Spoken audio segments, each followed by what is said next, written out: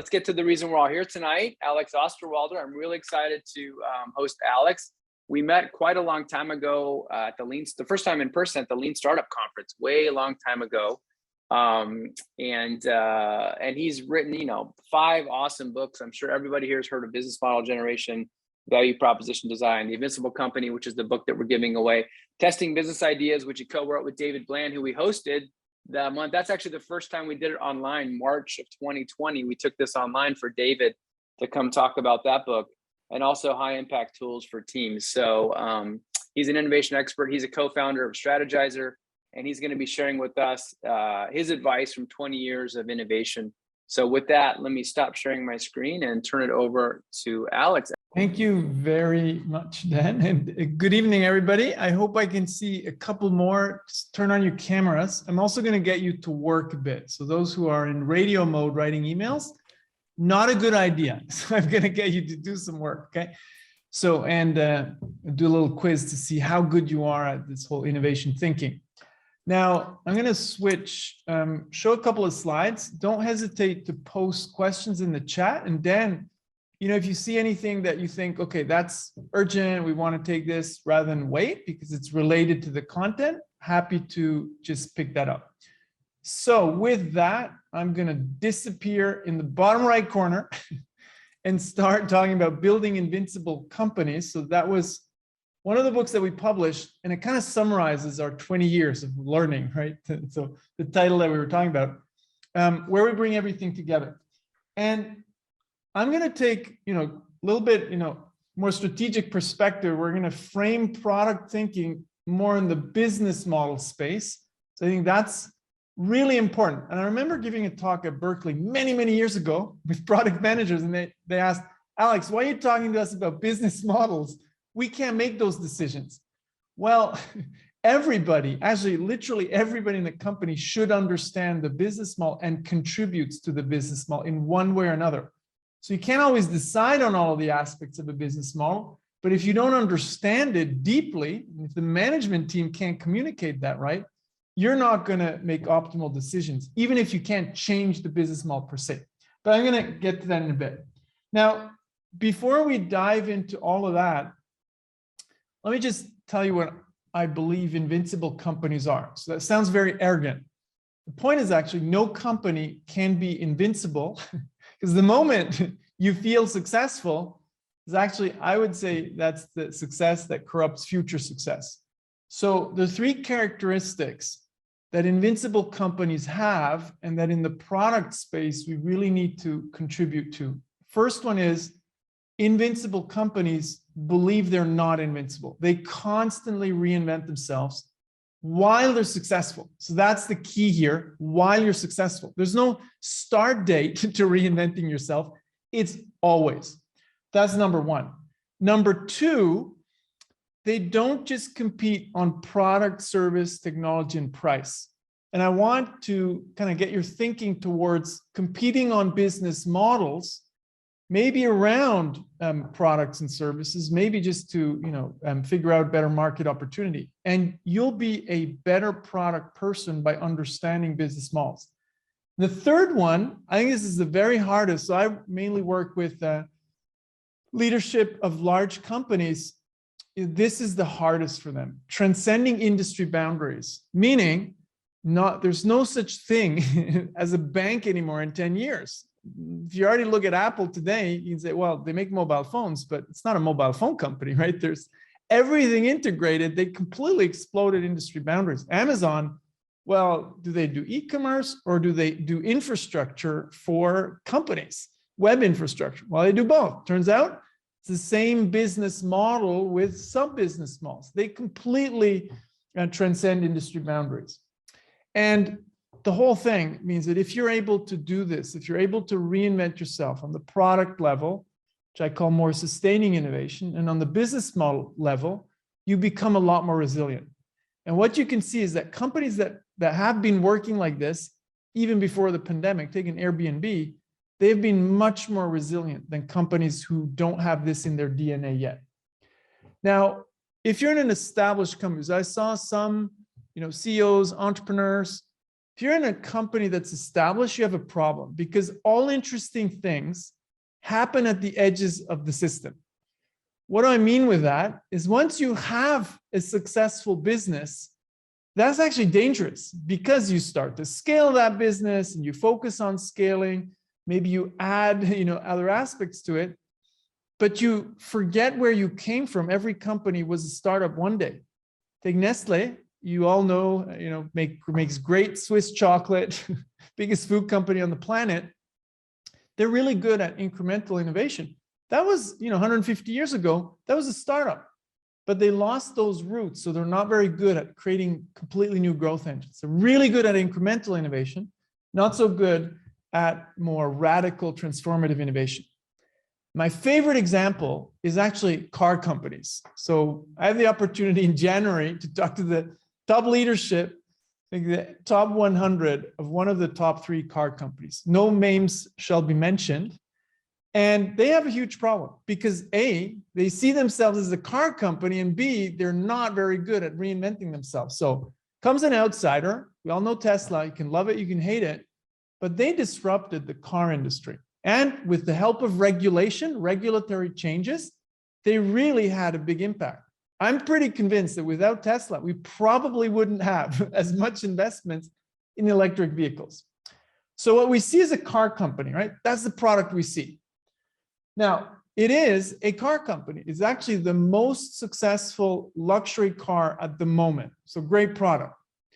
Problem is, it's not just a car company. So when they started out, they built infrastructure, charging stations, fast, supercharger stations around the car. So is that part of the product? Well, it's definitely part of the business model. There is no other electric vehicle company, one that actually went bankrupt, who tried the same thing. But otherwise, Mercedes-Benz doesn't have this, Daimler, Volkswagen doesn't have this. Nobody has this, just Tesla, because they understood the product alone wouldn't succeed without this kind of infrastructure. So they built a super expensive infrastructure to make this product successful. So they already went beyond just the car. We could say that's not just 2 products. They actually live together, and they needed to completely, work with a completely different business model. But it's not a car company with infrastructure either, because they're already making software, and it's, the company with most data on self-driving vehicles on the planet. And they're starting to sell software as a subscription. So part of their income is starting to come from different revenue streams. So when you're thinking product, you already need to think business model and revenue streams, because think of it. You have car companies with the old model, transactional sales. Every couple of years, they need to try to convince people to buy a new car. On the other hand, you have a company that makes money every month, every year, once they sell subscriptions, where you unlock features that physically exist in the car with the cameras, the sensors, but you don't have access to them unless you unlock them. And on the other hand, think of this. We kind of, if you're a Tesla driver, you take this as normal. You buy a Porsche Cayenne electric vehicle, you still have to go to a garage to make an update of your software. Like, that's completely insane. So we're seeing worlds clash. And then we say, well, still seems like an electric vehicle company. Well, is it? Tesla today is already starting to sell solar panels. Big part of the business? Absolutely not. But it's the kernel of an energy company. So I think you can't think isolated product anymore, product within an industry. You need to think beyond, because the best companies, they're going to think like this: solar panels, batteries that actually kind of look good. And even if it's just a small part of the business, what are they doing? They're already learning about what works, what's not working, what people care about, what people don't care about with these products, while others are just trying to build electric vehicles. Think of it. So at the very least, they have an incredible learning advance on car companies. For them, disruption, you're trying to figure out the next thing, is just building a new electric vehicle. While Tesla is already, for them, transformative innovation is, well, how are we going to make the solar business work? So think of it, right? And again, you can love Tesla, you can hate Tesla. is pretty incredible what they've done. And there are a lot of things I would, criticize about Tesla. On the other side, you have the car companies, right? You have the Ford CEO who's setting these crazy ambitions, but the problem is he's seeing a car company. Again, they're trying to compete against something that's not there anymore. So that's the huge challenge of any established business, old school business that is still in one domain, in one industry, thinking about the products that they have. This does not work anymore. It's going to work for a while, but it's not going to work for a very long time. Now, if you want to go into another industry, take Hilti. Hands up for those of you with the camera on. Hands up if you have ever heard of Hilti. Who's heard of Hilti? Okay. They used to make light machine tools for builders, like drills, B2B sales, right? Different from Bosch, for example. Well, they pivoted away from selling the product towards becoming a company that helps their customers, construction companies, have the right tools at the right construction site at the right time. So they pivoted from a product company to a service company, where now the product is the service of taking away the logistical pain of their clients. This pivot saved them from going bankrupt, and it saved them from competing against low-cost manufacturers from around the world. So it's not enough anymore to improve products. And I think that's the challenge for the whole product profession. You can optimize locally, constantly improve. I'm not saying that's wrong to make better products, version 3, more features. That's not wrong, but it's not enough.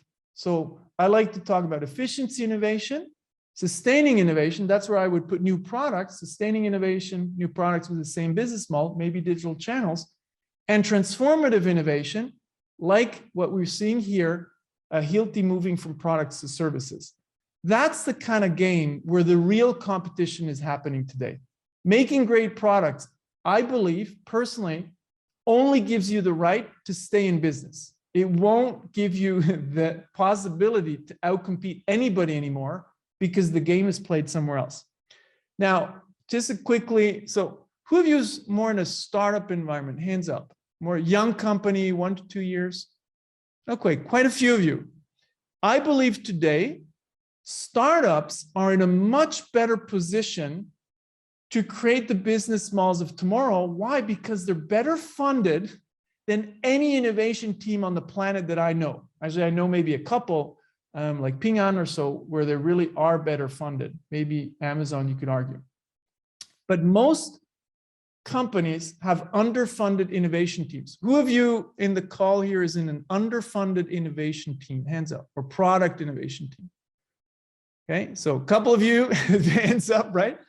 I think it's going to change, but for the moment, and I'm not talking R&D, right? R&D is not innovation. R&D is, can we build it, technology kind of stuff. Again, important, but it's not innovation. Innovation is about creating value for customers with business models that work, potentially based on technology coming out of R&D.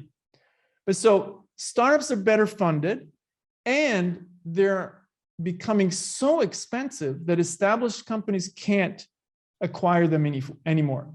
That's the context in which we're creating products and business models, improving products and business models. So I just wanted to do the general framing. And deliberately, I'm a little bit provocative because I need to rattle the CEOs I talk to, because if they don't take the lead, nothing's going to happen. Because if you don't have a CEO who spends 20 to 40% of their time on innovation, innovation will not happen at that company. You'll get efficiency innovation. And I see Vincent is violently agreeing. Love it. Okay. Efficiency innovation you'll get, but you'll more efficiently die with a dying business model.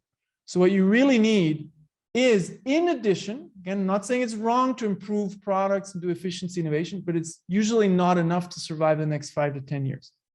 Now, if we get to process, and pardon me for those of you who've been at David Bland's talk, hands up. Lead author of Testing Business Ideas, my co-authors, so some things might overlap. I'll try to go into the stuff that he probably didn't talk about. So how does innovation and product in general work? You go from an idea to a real business, something that makes money. And generally, you shouldn't just focus on the product, because at the end of the day, you're always building or improving a business, right? It's not the product alone, it needs to make more money than it costs. So there are two things to this, and probably David talked about this. One is business design and one is testing. And business design is about the value proposition and the business model. How are you going to create value for customers, and how are you going to capture value with your business model?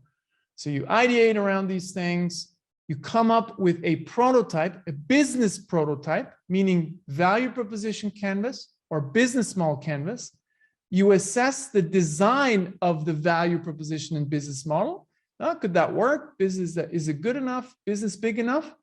And then all you have is a dream. And you need to actually accept that what you believe could work is probably just, an hallucination. So you want to make sure that your vision is not a hallucination. So what do? You ask, what are the most important hypotheses, underlying assumptions? You take the most important ones, you test those with an experiment, you learn from that. And from those insights, well, you might go back to the drawing board, back to design, or you go to the next experiment. And you go through this again and again and again, right? As an entrepreneur or product person, you go through this loop like 24 hours a day. You get upset. Who's gotten obsessed by going through this loop all the time? So you try to make the best out of it. So I think the tooling here is important. I think we're getting pretty professional around the tooling here. And I'll go into one or two, maybe just kind of do a refresher of the business model canvas. We'll see. Who of you has used the business model canvas? Hands up. Okay, cool. Should we do a quick little exercise? Who's up for a quick little exercise, a 4-minute exercise? See how good you are at business model canvases. Hands up if you're up for the exercise. Okay, I got enough hands up. Yeah, so some of you, Jay Shri, not so convinced yet. You got to work, okay? I can see you all. So let's do this together. So who has never heard of the business model canvas? Just so I know if I need to introduce it first. Okay, Allison. Okay, so I'll quickly explain and then we'll do an exercise. So very simple tool, right? The value proposition, 9 building blocks, value proposition for customers, how you're going to reach them, through which channels. Whoops, let me see if I can get this to work. Through which channels? Channels are all the customer interfaces. Could be the web, could be stores, could be resellers, B2B, Salesforce. And the relationship is the type of relationship you establish. Is it transactional? Is it long-term? Is it, how you acquire customers, how you retain them? And then how you capture value through your revenue streams. Are you selling something? Is it a price you negotiate? Is it auctioning off keywords, right? And so Google is filthy rich, not because they sell ads, but they auction off keywords. That's why that revenue stream made them filthy rich, right? So I call this the front stage. Everything that's visible to the customers, you can almost say that's like the front stage of the theater. This is visible. This is the stage, all the things your customers can see. And then you have the backstage here. Everything that goes on behind the curtain, to a certain extent, the customer doesn't even really care about that. What do you need to create and deliver value? Key resources, factories, intellectual property, key activities, what do you need to do? And key partners, who do you work with? And that gives you the cost structure. So the cool thing here is it gives you everything you need. Whoops, that was a bit fast, to understand the business model. So let's do an exercise. Airbnb. I'll give you the first part and you'll do the second part. Really easy. Airbnb, okay, is a platform that gives travelers interesting places to stay. We can actually talk about what they did during the pandemic to survive. So the channel they use to reach customers, let's keep it simple, Airbnb.com. And the revenue streams, dual transaction cut, one side from the traveler, one side from the host. And they really insist on the Airbnb community. So they don't want to just make it transactional. They want to create this community kind of feel. Backstage, what do they have? Platform development as key activity, and the cost related to that. Keeping it simple. So exercise, that's only part of the business model. In 4 minutes, and probably 4 minutes is way too long for you experts, I want you to take the building blocks on the left-hand side and put them into the right spot on the canvas on the right-hand side. And to turn this into an exercise that's feasible, I numbered which, the blocks you need to put sticky notes into. So now all you need to do is take the letters and write the right sequence of letters. So which letter goes into one value proposition, which letter, which sticky note with the letter goes into two, customer segment, 3 revenue streams, 4 key resources, 5 key activities. Okay, so just come up with the right sequence. Once you have the full sequence, only the full sequence, you type it into the chat window. Okay, let's see who's first, and let's see who's first and gets it right. So I'm going to launch it 4 minutes. Type the sequence into the chat window when you have the full sequence.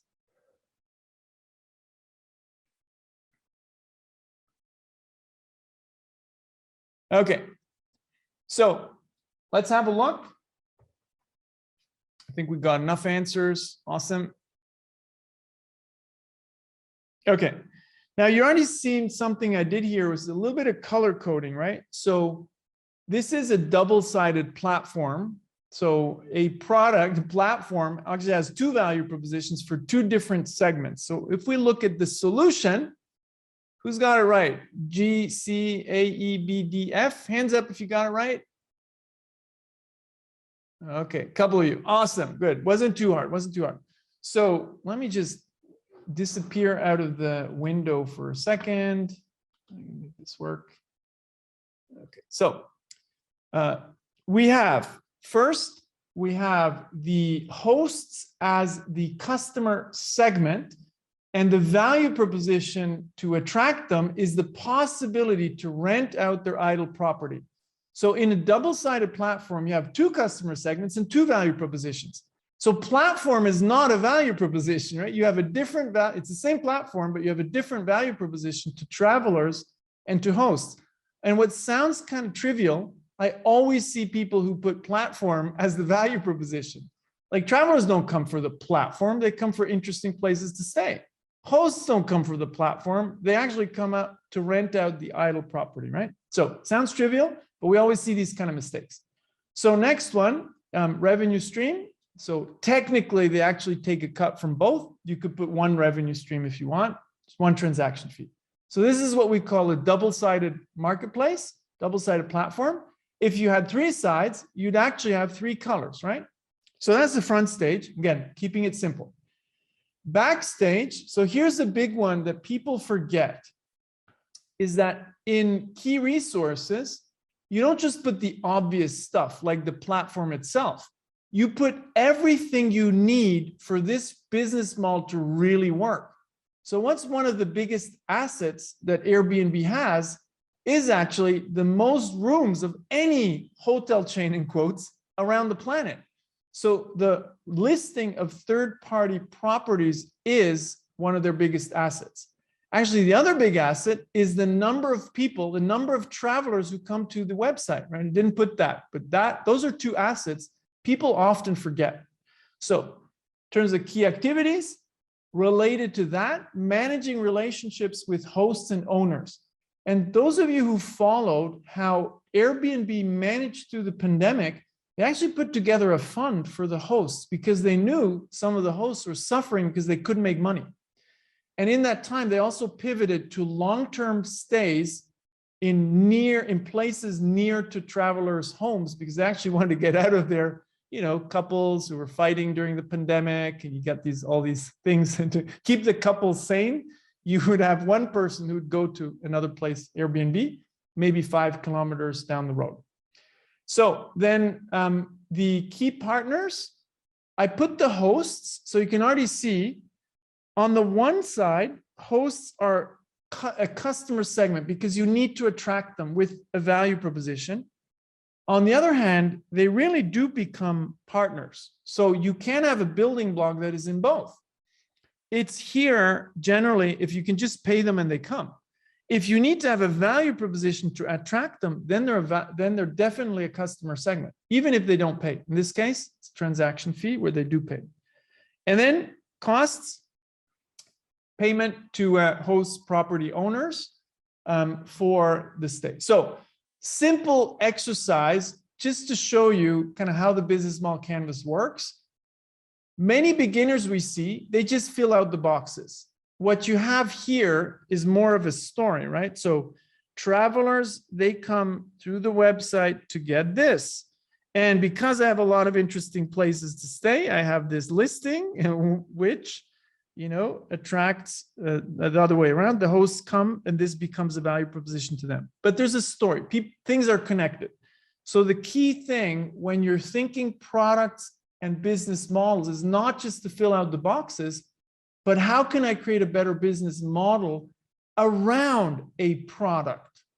And at the end of the day, you're not building a product, you're always building a business. How can I make more money than I spend? Even for not-for-profit, at the end of the day, you know, maybe not aiming for profit, you still have to somehow, you know, make more money than you spend or have people who work for you for free.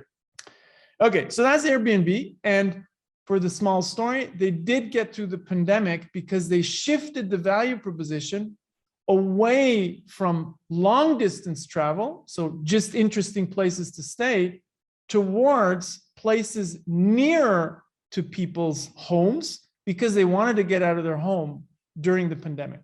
That's kind of what saved them. They did have to lay off 25% of their staff, but they did it in a very, very human way, and they're hiring back a lot of those people.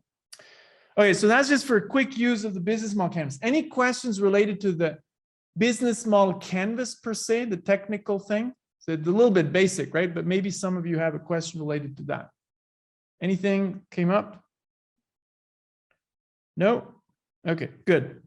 Now, let me just quickly go to a different topic. So what we realized is that many of the people we were working with, they were very product focused. So we said, well, how can we help people make great products, but think business model? And in some cases, you can't even actually launch a product without the right business model.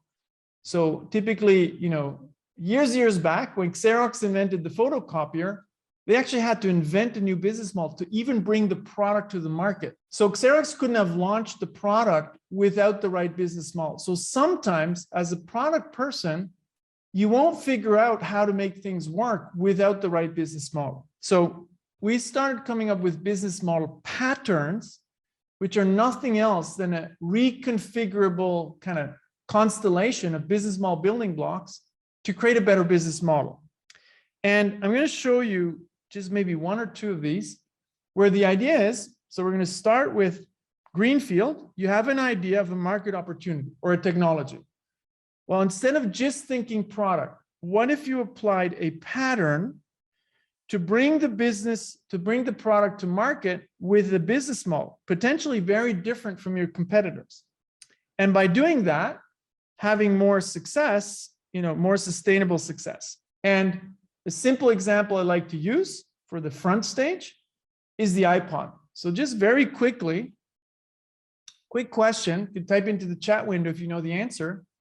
What did all these three companies add to their business model that kept them ahead of competition? Nespresso, you might know, single portion coffee, where you take a pod, you put in a machine, out comes a great espresso.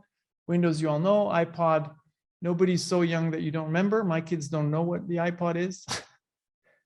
Okay, what do you think? Brand extension, subscription. There's no subscription to Nespresso. Windows subscription is relatively new.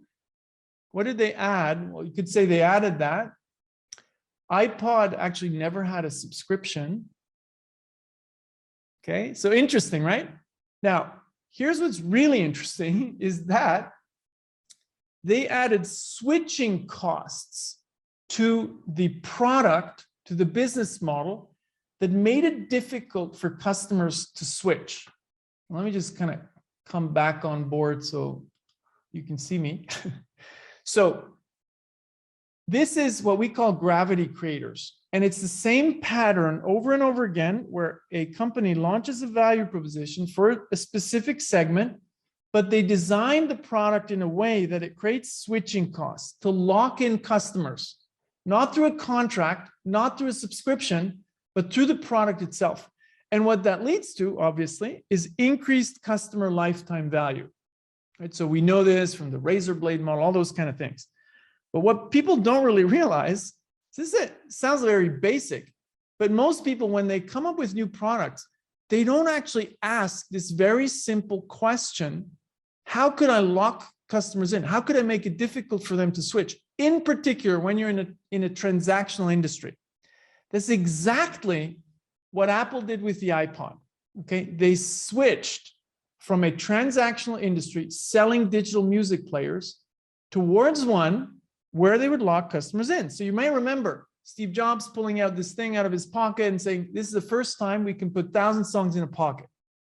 What most of us don't kind of realize is that was a strategy to lock people in. Because what happens? Who of you has ever had an iPod? Hands up. Who of you has copied all of your music into iTunes onto the iPod? Who's done that? Hands up. Okay. Who of you bought the music? Who stole it? I won't ask, right? But like once you put all your library into iTunes onto the iPod, it actually becomes a bit annoying to switch. So what's going to happen next time you go buy a digital music player, you're very likely to buy an iPod again. So they were playing the long game where they would lock customers in. So if we look at this, very easy, right? So what happened? 1,000 songs in the pocket, value proposition to mass market. And if they get people to put their music into iTunes onto the iPod, it's going to be annoying to switch once you buy a new device. So what's the consequence of that? People will buy an iPod next time they consider upgrading. So there's no subscription, there's no contract, but they were smart enough to make it difficult for customers to switch. So Apple was actually earning money from recurring transactional sales. Apple never made a lot of money from music because they had to pay royalties. They were always a hardware company. It's actually the first time now that they're really shifting towards money from services. They didn't make a lot of money from music. So the key here was to launch 1,000 songs in a pocket, put iTunes together in the iTunes store. So the technology innovation, the product innovation, they did some themselves, they acquired some of that.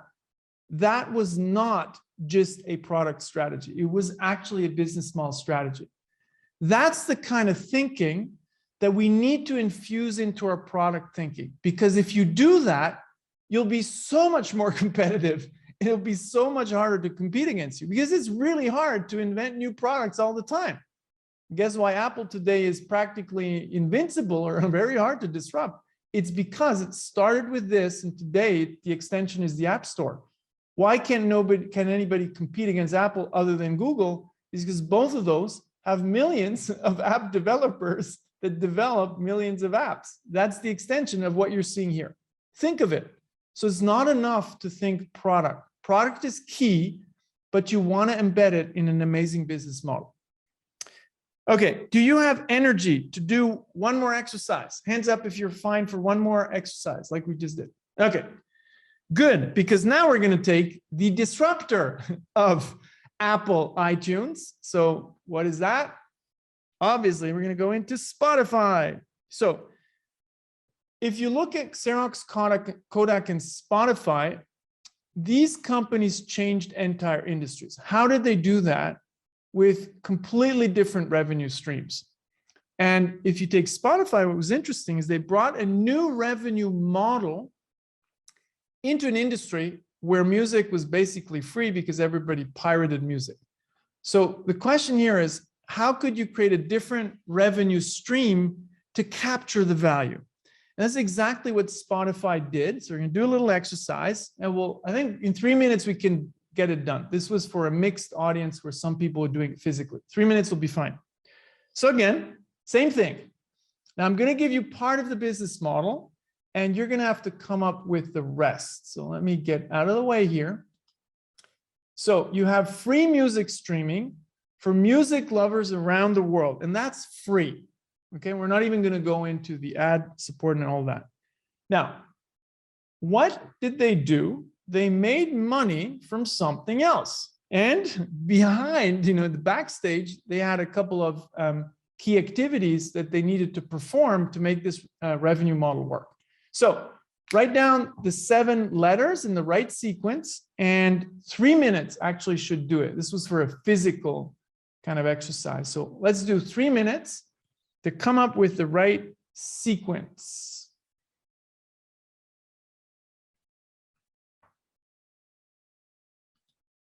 Okay, so let's have a look. The solution is ta-da, GDBFECA. So premium music streaming is the value proposition, obviously, to the paying users, to the premium users. And they pay a premium subscription. So again, not making it complicated, it's relatively straightforward. Freemium model. And now is where it gets interesting. They brought the freemium, think of it, right? They bought the freemium model, which seems like, oh, trivial, but they brought it to the music industry when nobody was competing on the freemium model. And that's pretty interesting, right? So yes, great app, but they brought a different business model to this arena. Now, when you have a freemium business model, converting free users to paid users and managing the churn is the key activity of your product, right, of your service. And your user base becomes your biggest asset, and the ability to turn free users into paying users. And here's what's interesting.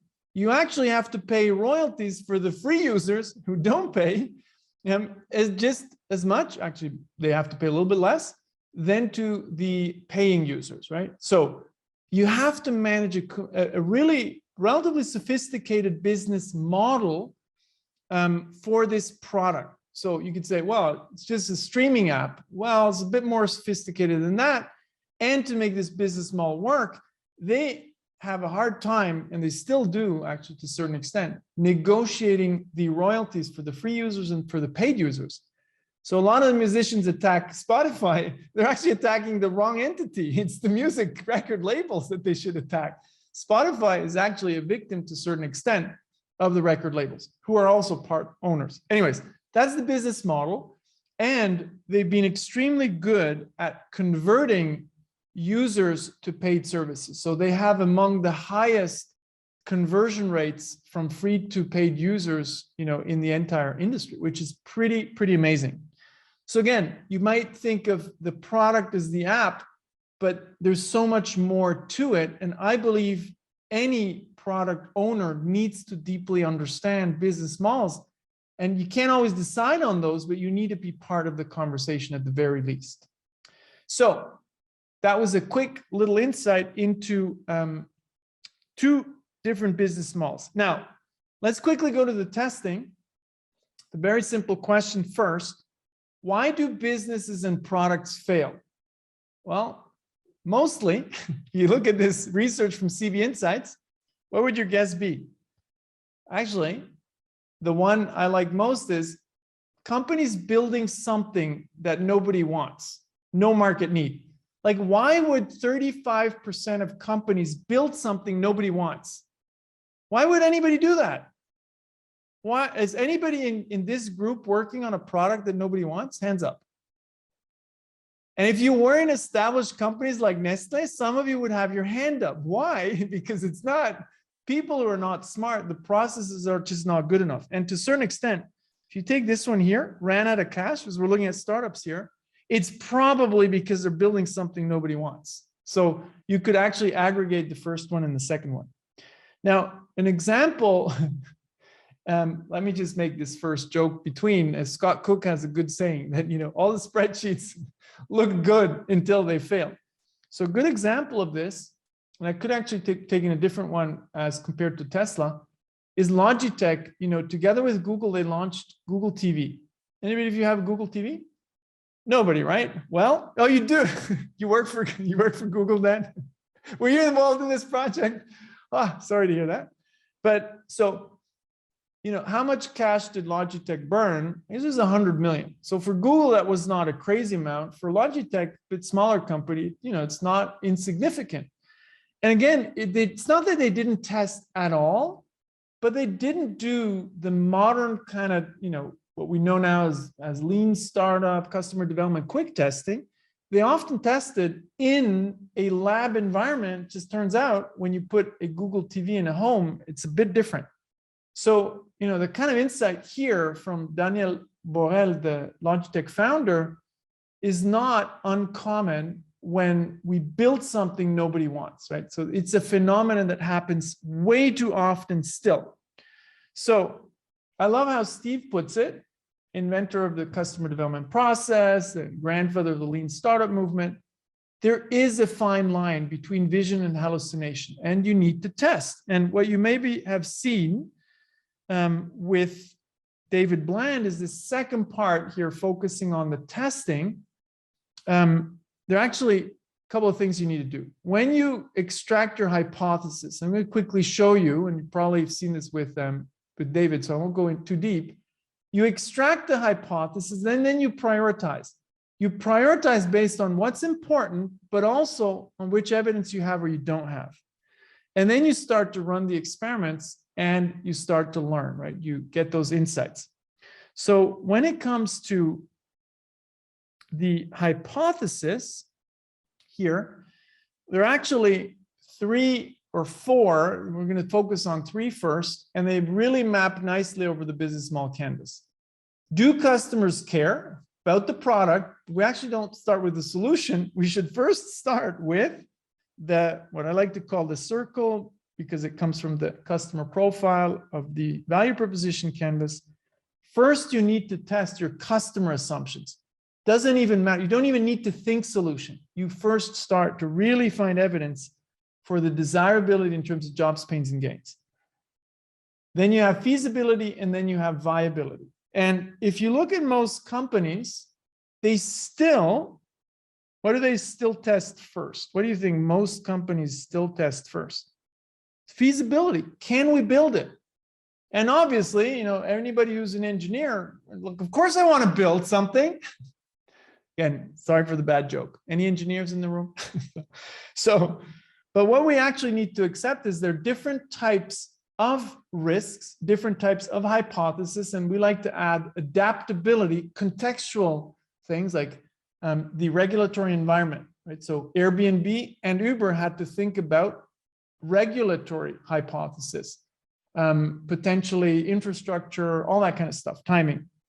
So you need to extract and prioritize hypothesis. And when we get to the testing, here's the key thing. And I'll actually kind of jump to something else after this, because it's something that David probably didn't talk about. When we go from idea to business, there's only one thing we need to do, and it's not to build something. When we go from left to right and we're searching for value propositions and business models, our only task as product person or entrepreneur is to reduce risk, period. You need to frame it as reduce risk. And you do that with cheap experiments first and more expensive ones afterwards. Now, too often, and I would hope this room is well educated, too often people build something to learn. They literally, build, measure, learn. But the point is not to build, the point is to learn. So I don't know if David Bland showed this example, but I love it. Is actually from David. American Family Insurances. Who's heard of this example from David? Has he showed this one? Okay, cool, great.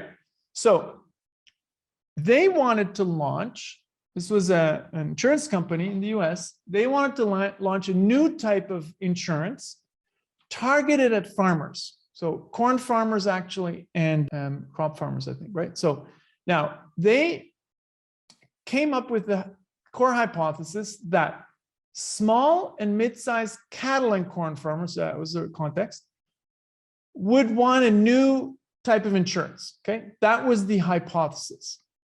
So they designed an experiment.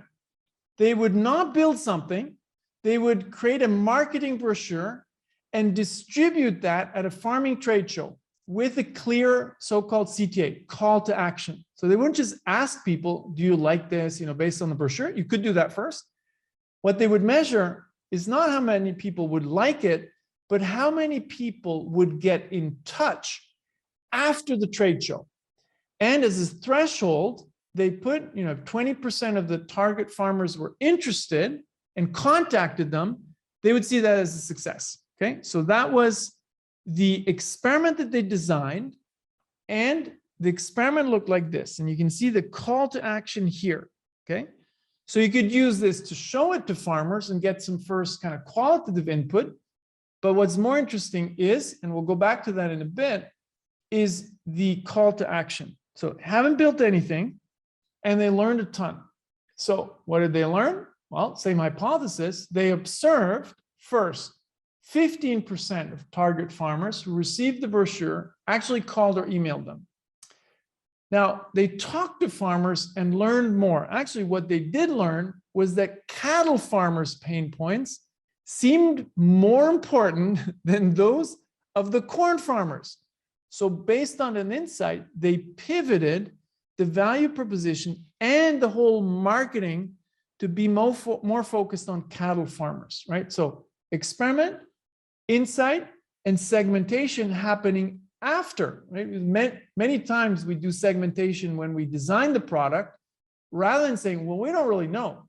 And then you pivot to another segment when you figure that out.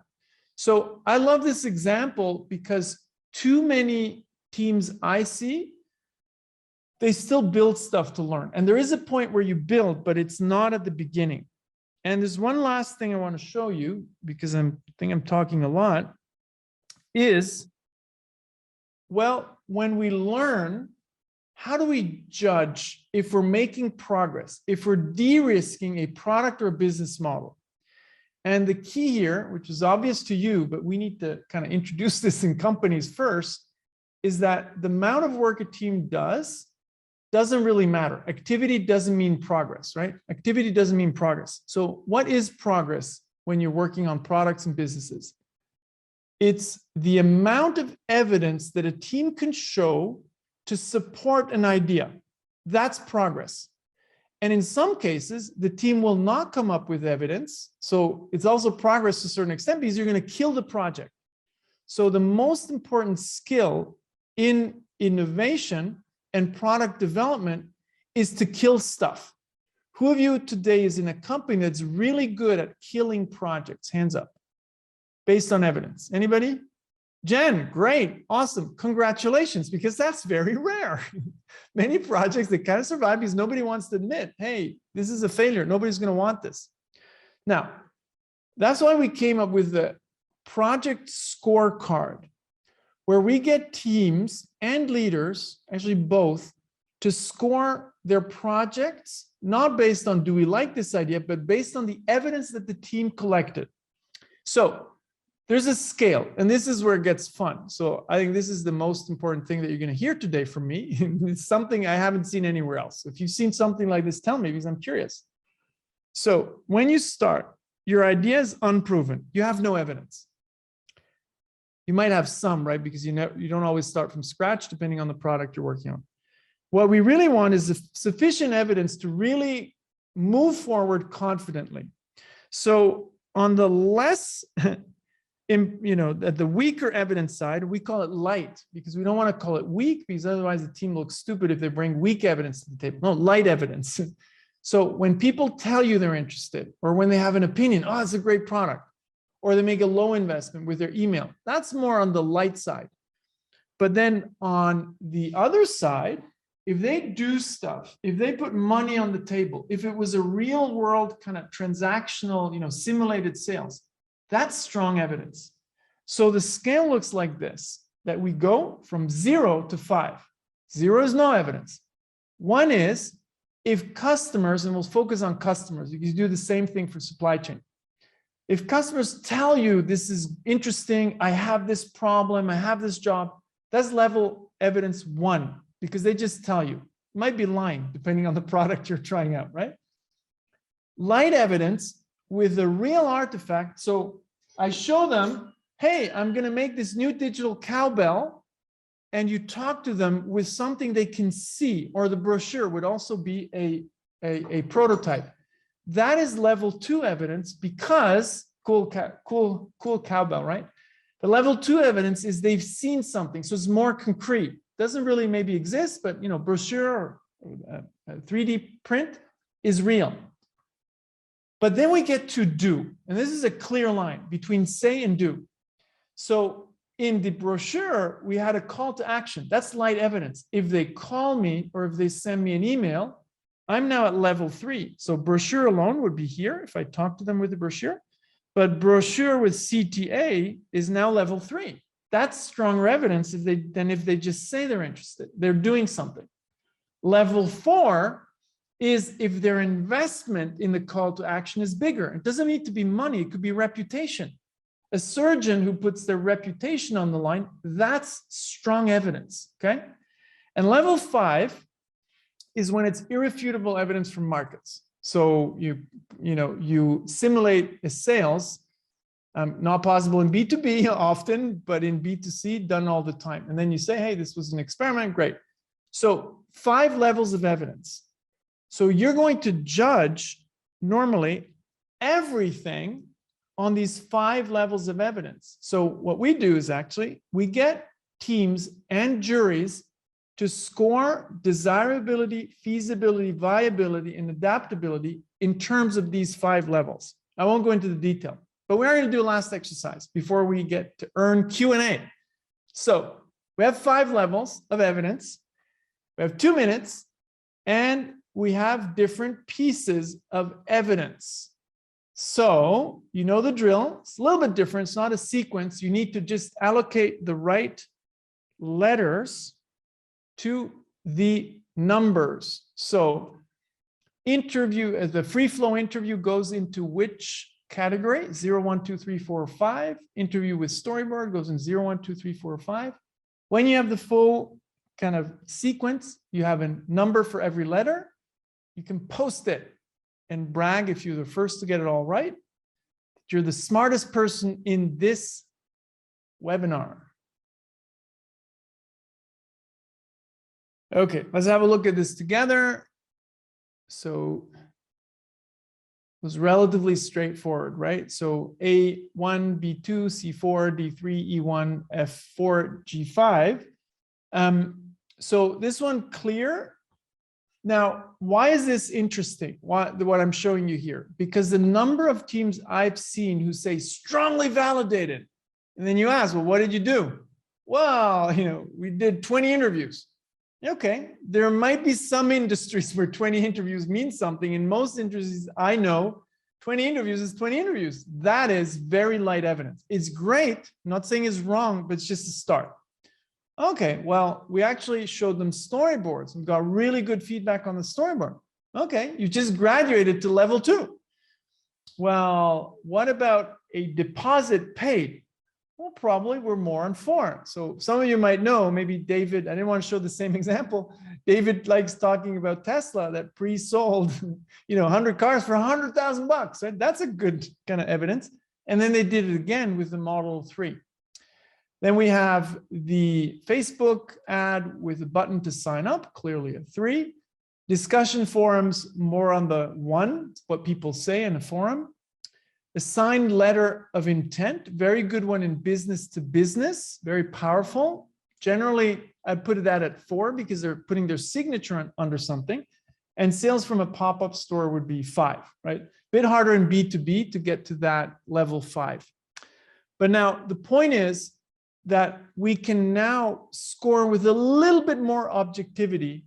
How much evidence are we bringing to the table? And you would do the same thing actually for each building block. Customers, what level of evidence do we have? Value proposition, what level of evidence do we have? Channels, relationships, viability in terms of revenue streams, costs. And now you can't escape. Like there's no more, oh, highly validated. Okay, show me the evidence, and then we'll see if it's validated or not. So we kind of use this word validate a bit too liberally. So we like to quantify it. And the moment we started to introduce this, we actually started doing this with one of the top 2 food companies on the planet. This really gets exciting because you also can then train leaders to judge ideas based on evidence, not based on do they like the idea or not. So it's a very powerful way to start to quantify the risk. So with that, just going to go back to this quick drawing here. What you actually do is you can determine where you are in this risk curve. Is this 100% risk? Or have we been able to produce evidence for different aspects of the product, service, or even business models? We always look at the entire business model. So moving down this with the amount of evidence. So it becomes pretty objective. And that's a really, really strong way to convince senior leaders to work like this, because now you're starting to put metrics onto something that felt very fuzzy to them. So in the stuff I presented so far, I didn't really go into culture and leadership stuff because I focus a little bit more on the product side for this audience, but happy to take, my audience is mainly CEOs and senior leadership teams. So happy to talk about how we try to convince them of the culture they need to put in place so this can actually take off. And with that, I have one more thing, but we can actually do this maybe after, but maybe we can take one or two questions first and then have a quiz. 3 questions. We're gonna do a 3-question quiz. Okay. All right, Alex, thanks so much, man. Appreciate it. I love how you did those exercises. That's thanks for a great talk, Alex.